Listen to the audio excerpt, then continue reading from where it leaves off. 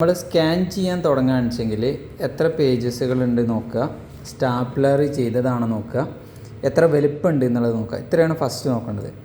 Stapler ചെയ്തിട്ടുള്ള A4 വലുപ്പത്തിലുള്ള എല്ലാ സംഭവങ്ങളും. ഇനി സ്റ്റാപ്ലർ അല്ലാത്തതാണ് നമ്മൾ മുകളിൽ വെക്കേണ്ടത്. അവിടെ സ്റ്റാപ്ലർ ചെയ്തത് കട്ടിയുള്ളതൊക്കെ കൊടുക്കും. അപ്പോൾ സാധാരണ നമുക്ക് എളുപ്പത്തിൽ സ്കാൻ ചെയ്യാൻ പഠിക്കാനുള്ള സംഭവം, നമുക്ക് സ്കാൻ ചെയ്യാനുള്ള ഫസ്റ്റ് പേജ് എന്ത് ചെയ്യുക, ഇങ്ങനെ വെക്കുക. A4 ആകുമ്പോൾ നമുക്ക് കണ്ട ഇവിടെ A4 ഉണ്ട്, ഇവിടെ A4 ഉണ്ട്. ഇങ്ങനെയും വെക്കാം, അതേപോലെ തന്നെ ഇങ്ങനെയും വെക്കാം. ഉണ്ട് ഇവിടെ A4 ഉണ്ട്, ഇവിടെ A4 ഉണ്ട്. രണ്ട് വെച്ചാലും നമുക്ക് ക്ലിയർ ആയിട്ട് തന്നെ കിട്ടും, കുഴപ്പമൊന്നുമില്ല. A4 നീളമുള്ള പേപ്പറുകളാണെച്ചെങ്കിൽ ഇങ്ങനെ വെക്കണാവും ബെറ്റർ. ഇങ്ങനെ വെച്ച് കഴിഞ്ഞാൽ A4 നീളം അധികമുള്ള പേപ്പറുകൾ നമുക്ക് കിട്ടാറില്ല. അപ്പോൾ നമ്മൾ ഇങ്ങനെ സ്ട്രൈറ്റ് ആയിട്ട് വെക്കുക. ഇങ്ങനെ സ്ട്രൈറ്റ് ആയിട്ട് വെച്ചതിൻ്റെ ശേഷം ഇതിൽ ഈ കോപ്പി എന്നുള്ള ഓപ്ഷനിൽ പോവാം.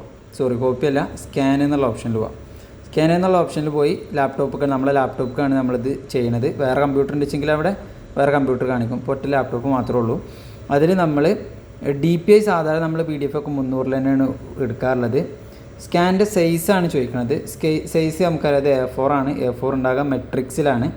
ഈ മെട്രിക്കിൽ കയറിയിട്ട് A4 നമ്മളിപ്പോൾ ഇങ്ങനെ സ്ട്രൈറ്റ് ആയിട്ടുള്ള A4 ആണ് വെച്ചത്, വിലങ്ങനെയുള്ള A4 അല്ല വെച്ചത്.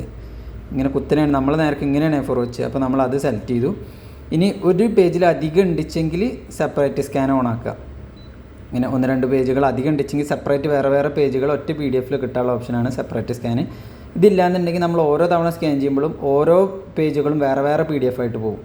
അപ്പോൾ നമുക്കത് 3 പാട് ഒറ്റ PDF ആയിട്ടാണ് കിട്ടുന്നത്. സിമ്പിളായിട്ട് നമ്മൾ എന്ത് ചെയ്യുക, ജസ്റ്റ് ഇതിങ്ങനെ സ്റ്റാർട്ട് കൊടുക്കുക. ഇത്ര ആവശ്യമുള്ളൂ. സ്റ്റാർട്ട് കൊടുത്തു കഴിഞ്ഞാൽ ഇങ്ങനെ ഫിനിഷ് ആയോന്ന് ചോദിക്കുന്നുണ്ട്. ഫിനിഷ് ആയിട്ടില്ല. അപ്പോൾ നമ്മൾ എന്ത് ചെയ്യുന്നുണ്ട്, ഇത് മറിച്ചിട്ട് ഇതിൻ്റെ രണ്ടാമത്തെ പേജ് എന്ത് ചെയ്യുക, വെക്കുക. രണ്ടാമത്തെ പേജ് വെക്കുക. അത് അതേപോലെ തന്നെ ആദ്യം വെച്ചിരുന്ന അതേ സ്ഥലത്ത് തന്നെ എന്ത് ചെയ്യുക, ഇങ്ങനെ കൊണ്ടുപോയി വെക്കുക. എന്നിട്ട് നമ്മൾ ക്ലോസ് ചെയ്തതിൻ്റെ ശേഷം വീണ്ടും എന്ത് ചെയ്യുക, സ്റ്റാർട്ട് കൊടുക്കുക. സ്റ്റാർട്ട് കൊടുത്തു കഴിഞ്ഞാൽ ഇവിടെ നമ്മൾ ഉണ്ടോ നമ്പർ ഓഫ് ഒറിജിനൽസ് ഇപ്പോൾ 2 കോപ്പി ചെയ്യുന്ന ഇവിടെ കാണിക്കും. 2 പേജ് കഴിഞ്ഞാൽ ഇനി അടുത്തത് നമുക്ക് 3-ാമത്തെ പേജാണ്. തുറന്നിട്ട് എന്ത് ചെയ്തു, ഇവിടെ 3-ാമത്തെ പേജ് എടുത്തിട്ട് ഇതേപോലെ തന്നെ എന്ത് ചെയ്യുക, വെക്കുക. 3-ാമത്തെ പേജ് ഇവിടെ എടുത്തിട്ട് നമ്മൾ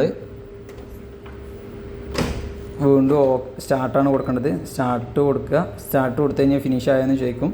നമുക്ക് 3 പേജുള്ളൂ. അപ്പോൾ ഫിനിഷ് ആയി എന്ന് പറയാം. എന്നിട്ട് എന്ത് ചെയ്യുക, വീണ്ടും സ്റ്റാർട്ട് കൊടുക്കുക.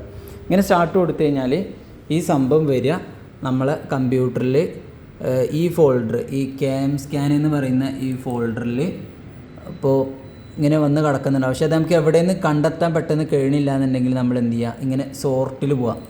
സോർട്ടിൽ പോയിട്ട് ഡേറ്റ് മോഡിഫൈഡ് കൊടുക്കുക. അപ്പോൾ ഇന്നത്തെ ഡേറ്റ് കണ്ട 6/15 ഈ സമയത്ത് എടുത്തിട്ടുള്ള ഈ ഫയലാണ് എന്ത് 196 KB. ചിലപ്പോൾ അവിടെ 0 KB എന്ന് ഫസ്റ്റ് ചിലപ്പോൾ കാണിക്കുക, കുറേ പേജ് ഉണ്ടെങ്കിൽ. അപ്പോൾ നമ്മൾ വെയിറ്റ് ചെയ്യണം. അതിന് ശേഷം ഇത് ഓപ്പൺ ആക്കി കഴിഞ്ഞാൽ ഈ പേജ് എന്തുണ്ടാവും, ഇവിടെ വന്നിട്ടുണ്ടാവും. ഇതുണ്ടാ 1, 2, 3 പേജസുകളായിട്ടുള്ള ഒറ്റ PDF ആയിട്ട് നമുക്ക് ഈ സാധനം കിട്ടിയിട്ടുണ്ടാവും.